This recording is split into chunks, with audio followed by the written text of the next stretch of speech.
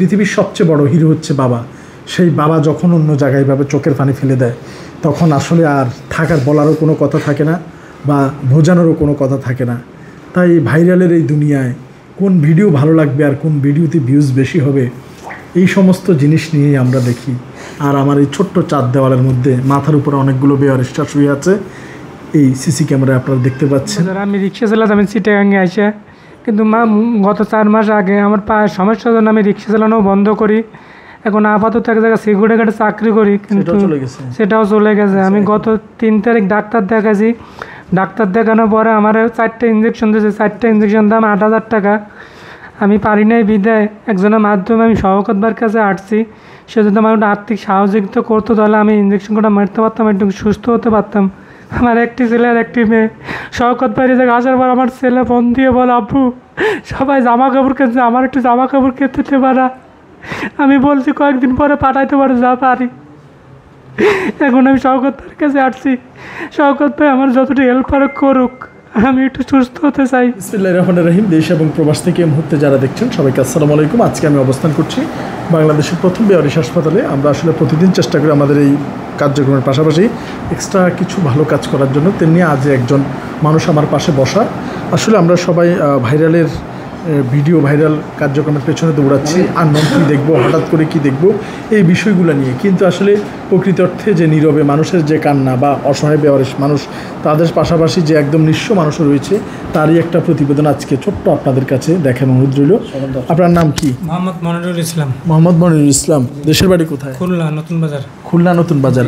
উনি খুলনার মানুষ, চট্টগ্রামের সিকিউরিটি গার্ডের চাকরি, সিকিউরিটি গার্ডের চাকরি করি। বাসা বাড়ির সিকিউরিটি গার্ডের চাকরি করতো, কিন্তু একটি পা অচল হওয়ার মতো অবস্থায় ব্যাধিতে তার একটি পা ছোট হয়ে যায় এবং টিউমার আসে এবং পাটি যে আমাদের যে শাহীরগ যেটাকে বলে সেটার সমস্যার কারণে তার হাঁটাও বন্ধ হয়ে যায়। এখন এক পায়ে খুঁড়িয়ে খুঁড়িয়ে হাঁটতে হয়। এখানে এসেছে অনেক কষ্ট করে এবং এই সমস্যার কারণে তার চাকরিটিও চলে যায় এবং সে এখন বাড়ি যাওয়ার পথে, কিন্তু তার ইঞ্জেকশনে লাগবে প্রায় 8,000 টাকার মতো ডক্টর বলেছে মেডিকেলে দেখানোর পরে, এবং যাওয়ার গাড়ি ভাড়াটুকুও নাই।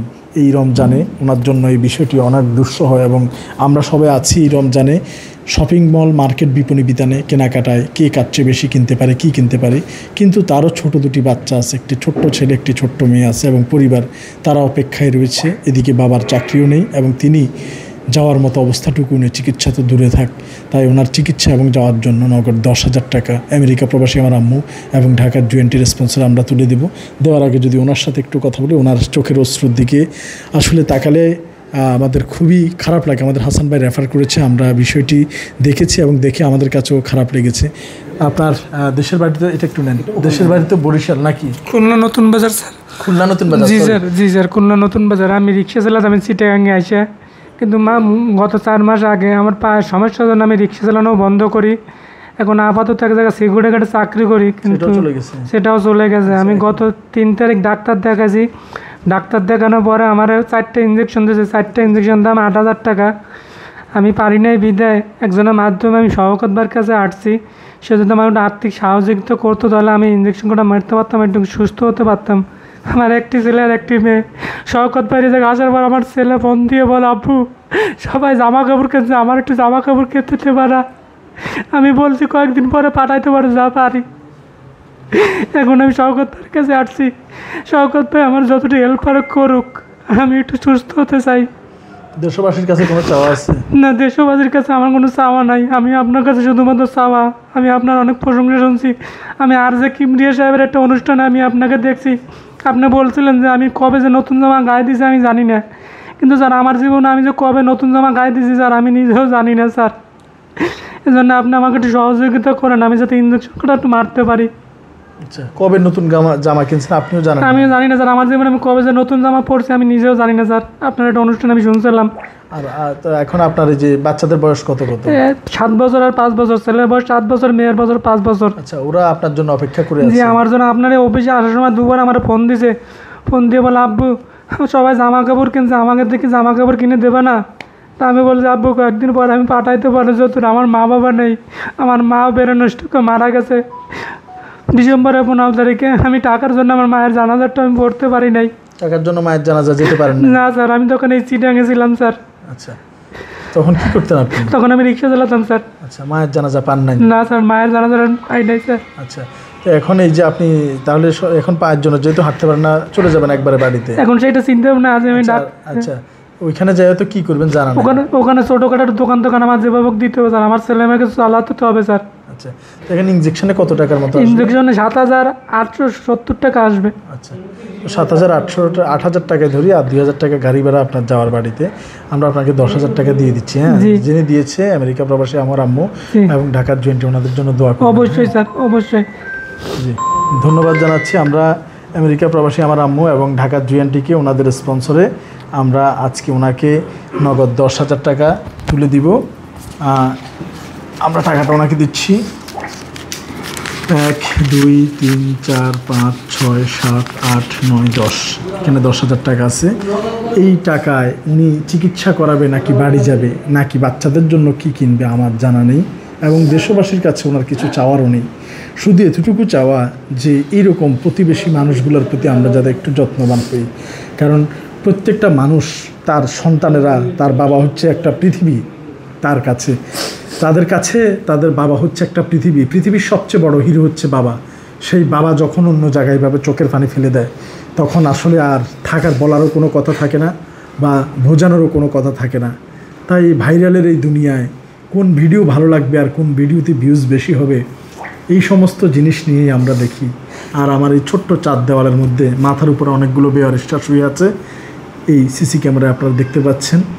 মাথার উপর অনেকগুলো বেয়ারে শুয়ে আছে, আর নিচে আরেকজন অসহায় বাবা চোখের পানি ফেলছে।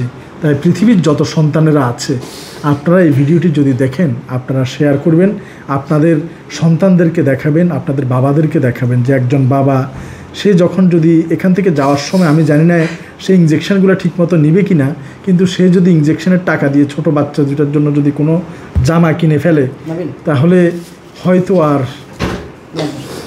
হয়তো আর তার চিকিৎসা হবে না।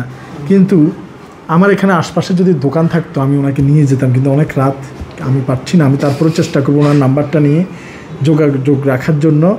তো ছেলেদের জন্য, ছেলে একটি মেয়ে একটি, ছোট ছোট বাচ্চা যদি কিনে নিয়ে যায় জামা, তাহলে ওনার ইঞ্জেকশন কেনা হবে না, আর ইঞ্জেকশন কিনলে বাচ্চাদের জামা হবে না। কিন্তু বাচ্চারা আশা করে বসে আছে। কিন্তু এরকম অসংখ্য বাবা যারা রাস্তায় ভ্যান চালায়, রিক্সা চালায়, দিনমজুর, কুলি, এটা বিক্রি করে সেটা বিক্রি করে, আপনাদের কাছে 2-4 পয়সা বেশি চাইলে তাদেরকে গালি দিবেন না বা থাপ্পড় মারবেন না। এই মানুষগুলো আপনার আমার অনেক কাজে আসে। তাই পারতপক্ষে একটা রাইড কম, বাচ্চাকে একটা রাইড কম শেয়ার করে, কিংবা একটা জায়গায় কম ঘুরে, কিংবা ঈদে একটা ডেজার্ট কম রেখে, সেই টাকা দিয়ে আমার আশপাশে যে মানুষগুলো থাকে, আমরা তাদের প্রতি যাতে একটু সদয় হয়, তাই আমরা চেষ্টা করেছি এই 10,000 টাকা তুলে দেওয়া আমেরিকা প্রবাসী আমার আম্মু এবং ঢাকার জুএনটির স্পন্সরে আমরা এই কার্যক্রমটি সম্পন্ন করলাম। এবং আল্লাহ পাক ওনাকে যাতে সুস্থ রাখে এবং সুন্দর মতো বাড়ি ফিরে যেতে তৌফিক দান করে, সবাই ওনার জন্য দোয়া করবেন। এবং এই ভিডিওটি শেয়ার করে আপনার সন্তানদের চোখ পর্যন্ত নিয়ে যান যে একজন বাবা এই আপনাদের জন্য যে নতুন কাপড়, খেলনা নিয়ে আসে, তার আড়ালে এরকম কোনো না কোনোভাবে চোখের পানি তাদের এইভাবেই ঝরে।